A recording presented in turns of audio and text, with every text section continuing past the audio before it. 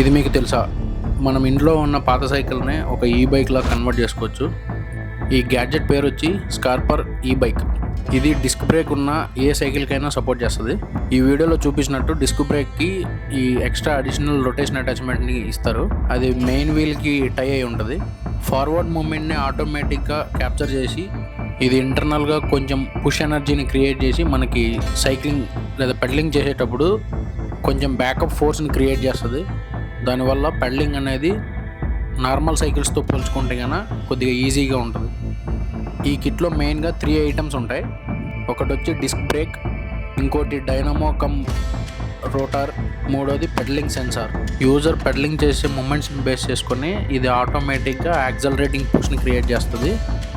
బ్రేకింగ్ని base చేసుకొని సైకిల్ని slow చేసే విధంగా ఇది ఆపరేట్ అవుతుంది. ఈ ఐడియా అయితే నార్మల్ ఈ బైక్స్లో లాగా యాక్సిలరేటర్ ఇచ్చి రన్ చేసే విధంగా ఉండదు. ఇది మొత్తం ఆటోమేటిక్ అనమాట. యూజర్ పెడలింగ్ చేసేటప్పుడు యాక్సిలరేట్ అవుతుంది, బ్రేక్ వేసినప్పుడు నిలిచిపోతుంది. ఆ ఫార్మాట్లో ఆటోమేటిక్గా ఇది వర్క్ అవుతుంది. ఈ ప్రోడక్ట్ ఐడియా గురించి మీరు ఏమనుకుంటున్నారో కమెంట్ చేయండి.